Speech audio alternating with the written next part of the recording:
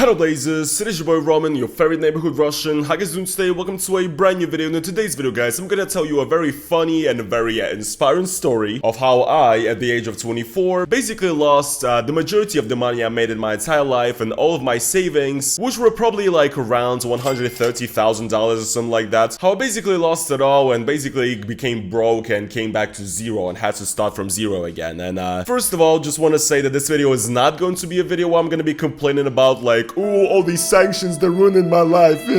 Not at all. I understand why the sanctions are there, I understand the purpose of it, and I understand that, yes, regular people like me, for example, will be, you know, collateral damage, and it is what it is, you know, I've accepted it at this point. But nevertheless, I just wanted to tell this story, and I feel like some of you guys might actually find it interesting and maybe inspiring in some way, because you always hear these, like, stories, usually they're peddled by these, like, you know, hustle culture motherfuckers who basically say, you gotta work, you gotta be not afraid to lose it all. You know how many people lost it all and came back and became billionaires? Be like them. And I've always thought that most of these stories are, you know, basically just a crock of shit, to be honest, and I still kinda do, but the thing is that I've kinda lived through it. I do not want this video to be a pity party or anything. I think it's just genuinely fascinating how people can fuck up as much as I did. Because it wasn't like crypto or something. I did go broke in a very unusual way, okay? But guys, since I'm broke now and I need to be on the up, I would like to tell you guys about the sponsor of today's video, Private Internet Access. Private Internet Access is the world's most transparent VPN with over 30 million downloads. It is a powerful piece of software that hides your IP address and encrypts your internet connection, keeping you safe from your internet service provider, network administrators, and all the other prying eyes. It also comes with a whole bunch of benefits for you. For example, you can use Private Internet Access to gain unrestricted access to content from all over the world, because it works with all the major streaming platforms like Netflix. You also get to see the content and the media that your government may not want you to see, and this is obviously very relevant for me. Private Internet Access has servers in over 83 countries and in each US state, meaning that you can always count on a fast and reliable VPN connection anywhere in the world. Private Internet Access is available on all operating systems, including Windows, macOS, Android, iOS, Linux, and more. Plus, you can use one subscription to protect up to 10 devices at the same time. You can also relax because Private Internet Access keeps no logs, and this has been proven in court multiple times. So, if you want to make your internet experience freer and more secure, head over to the link in the description and get 82% off of Private Internet Access. That's just $2.11 a month, and you also get 3 extra months completely for free. And since you have 30-day money-back guarantee and also 24/7 customer support, it's basically risk-free for you. So once again, if you want a great VPN, go to the link in the description and sign up for Private Internet Access today. Thanks to Private Internet Access once again for sponsoring this video, and let's get into it. Alright, so now you guys might have the question. Well, I guess you have that question if you've been living under a rock recently or something for the last like 4 or 5 months. You might be wondering, how in the hell did I lose all of the money that I've made in my entire YouTube career and been saving up? Because you guys gotta understand, here's the thing, I obviously spent money that I made. Mainly the money that I made on YouTube would go to obviously supporting myself, paying rent, traveling, which includes traveling for vlogs as well, buying necessities, buying clothes and stuff. You know, I like drip, I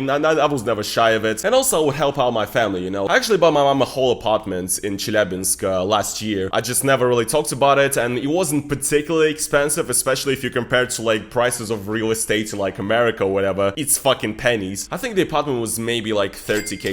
So obviously if you compare it to like America or Europe or whatever, fucking ridiculous, right? But guys, it's not Los Angeles, it's Chelyabinsk. It's like on the global scale, it is cheap, but it was still a big thing for me. You know, it was a bar. I was like, damn, I bought my mom a crib. Hell yeah, dog. So yeah, I spent money, definitely. You know, I bought tech and gear and stuff, you know, everything you see right here in front of me. But I've never been really reckless with my money, I would say, actually. I was actually saving a lot of the money that I was making. I think on a average month, I would maybe spend 30 to 40% of what I got that month. So yeah, I literally would just save up like 70, 60, 50% of the money that I was making that month. So it was stacking up pretty well. I don't really have a realistic idea of how much money I've made over my entire YouTube career, but yeah, in savings I pretty much had over 100K or something. And now it's all been taken away from me. Well, kind of. Here's the thing. So once again, I'm not complaining about it. I understand it had to be done, but the sanctions against Russia hit a lot of the people who make income abroad. We got hit by this the worst, pretty much. This is why a lot of people are going to other countries right now trying to open up bank accounts and everything. First of all, the sanctions piled up really fast. After like 5 days after the special military operation started, I was already completely cut off from all my income sources. I was not able to receive any money to my Russian bank accounts, like it was over. So I was like, shit, that sucks. I was already thinking about leaving Russia at that point as well. So yeah, that already sucked for me. But also, another thing that happened, which is major, is that basically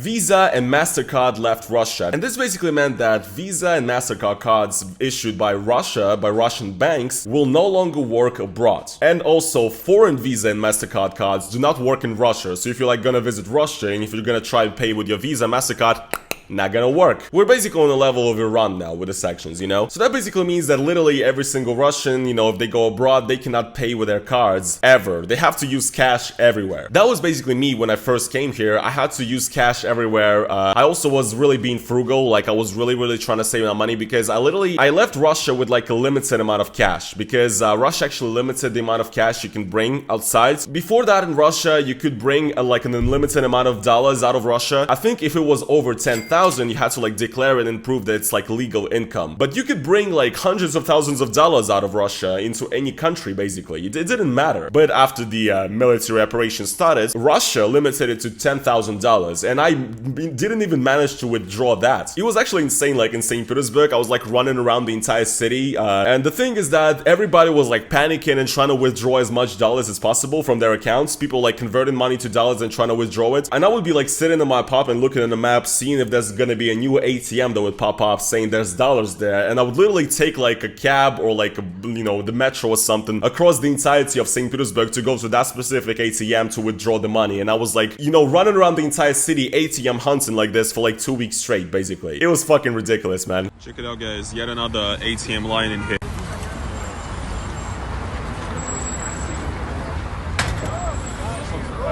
And I'm not at the end either.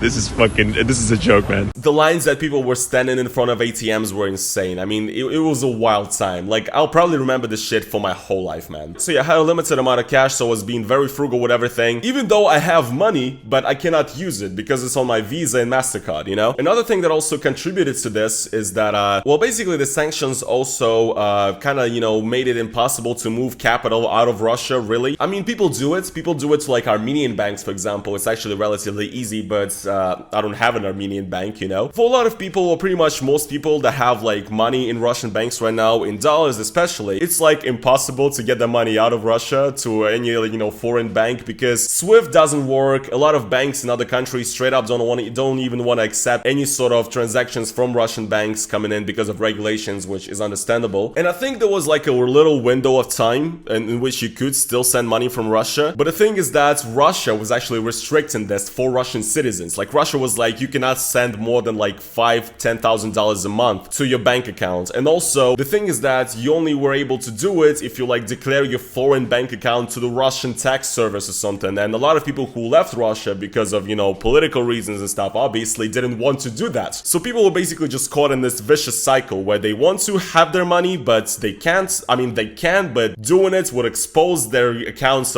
offshore.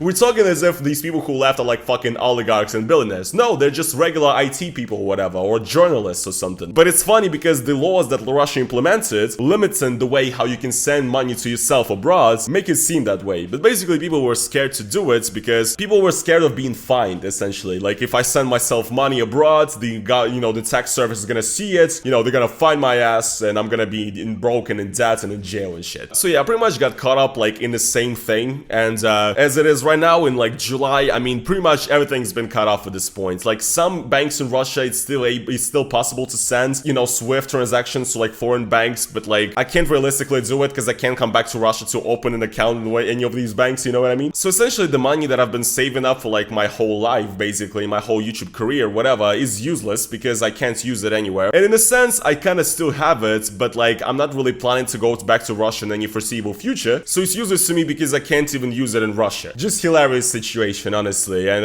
this is where we get to the spiritual awakening part of this video, you know? Because again, with this video, I'm not trying to complain. Like, I've already been through that. I've already been through the complaining, you know, phase. Right now, I'm in the coping/acceptance phase, you know? I want to say that my outlook on money has changed through the years a lot. I made this pretty clear on my channel. I made, you know, a lot of references to this and stuff. I didn't come from a rich family or anything. I came from a pretty low-income family in like a pretty bad neighborhood in a not the greatest city in Russia, you know? My life could have gone very, very differently. So I'm just grateful in general to be in this position that I am right now, you know, to be even able to go here to Georgia, for example. It's not cheap. It's not easy to do. Not everybody can afford it. Since I grew up in a family which never had any money, never had any businesses, never had any entrepreneurs in the family, whatever, when I started making money and I actually started getting successful on YouTube and stuff, I never spent any of it, man. I would literally I probably spent only like 5-10% of my money that I make in that month. I mean, admittedly, I lived with my parents at the time, so I didn't have to spend much, I guess, still, but I was like super frugal and I was like scared to spend money and stuff because it always felt like, you know, this is the last money I'll ever make, you know what I mean? Because like with being a YouTuber and being able to do what I do, I always felt super lucky and I always felt like, you know, I don't have any discernible skill or talent, kind of, you know, that I don't deserve of it and that this is gonna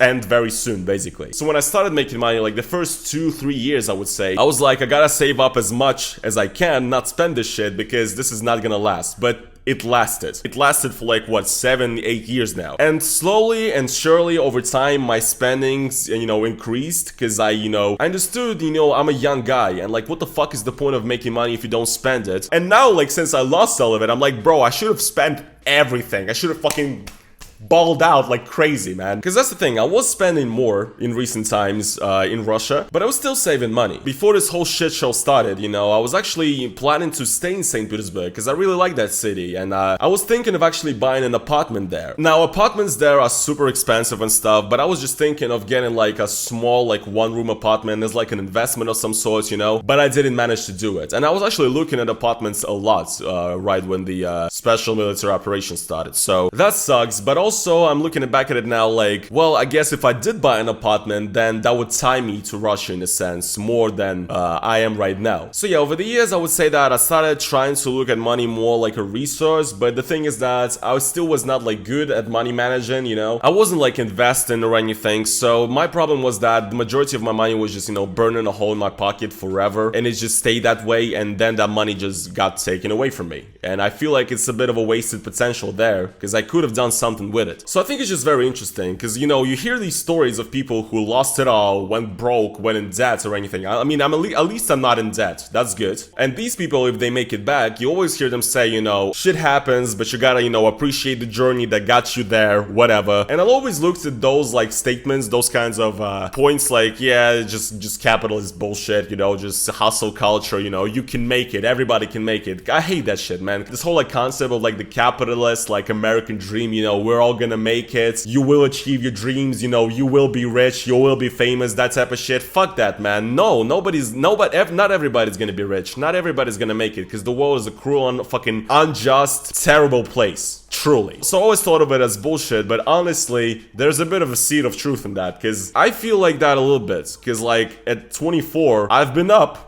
and I've been down, and I'm trying to get back up again. Yeah, bro, I'm really fucking trying hard, which brings us to second advertisement of this video. Not really, but this is different. I actually want to talk about something that I just started here on YouTube. Basically, I enabled channel memberships on my YouTube channel. In short, channel memberships is basically like YouTube's own version of Patreon, because you guys know, I still have my Patreon. I actually now just figured out a way to get paid from it, but it's still a bit of a pain in the ass, honestly. So I decided to start up this channel membership thing here on YouTube. Basically, you can go to the link down in the description as well. You can become a member of my channel. There's like different tiers to it. There's the tier 1 Gopnik, which is the base level. You get access to emojis, these beautiful emojis, and there's gonna be more if we get more members. So you can paste these images of my 15-year-old face in the comments of YouTube, which I think is gonna be great. Let's spam the shit out of my comment section with these faces. And also you get an invitation to my private Discord server, which is like a mix between my Patreon and Discord server as well. We can talk there, hang out, whatever. Second tier is Proletariat. Includes previous perks and also I'll reply to your comments. Third tier is Soviet Gangster. You also get access to exclusive community posts. Then we have like a bougie tier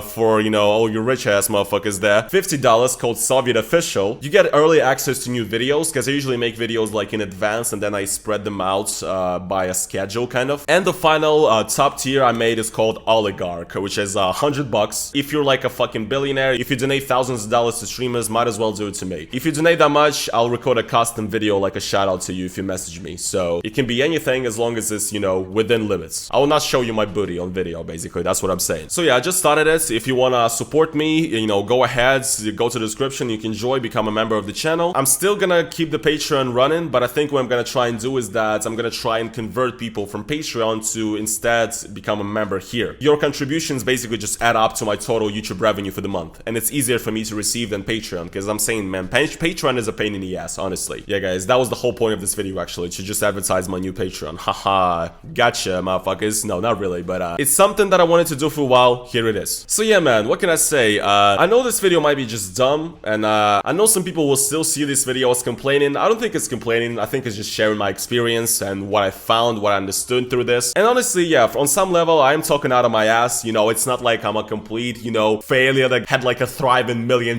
business that went broke and lost his family and shit and got his house taken away. It's not like that. It's like I'm not going through something insanely terrible. I mean, I am. I lost my homeland, kind of, you know, but financially wise, it's not as terrible as some people go through, you know? But I think it's quite interesting anyway, because not only did I not get there as a reason of my own, you know, dumbass money management, even though my money management was not great, but I wasn't like overspending. I didn't go broke because of my spending habits. I went broke because of sanctions, which is kind of funny, honestly. I think nevertheless, it's interesting, and I feel like I am learning more and different stuff about myself, and I really do understand that my happiness, I feel like, does not depend on the amount of cash I have in my pocket, kind of, you know what I mean? It's nice to have money, and don't get me wrong, in this capitalist society that we live in, my goal absolutely is to make as much money as I can. I mean, if I get like 150k bucks, again, I can buy a passport of some like Caribbean country and just travel to Europe with visa free, you know? Why would I not want that? You know what I mean? I actually might just do that if I get to that level, so would be an exciting video and an exciting life. But yeah, hopefully you guys did enjoy this video. Hopefully you got something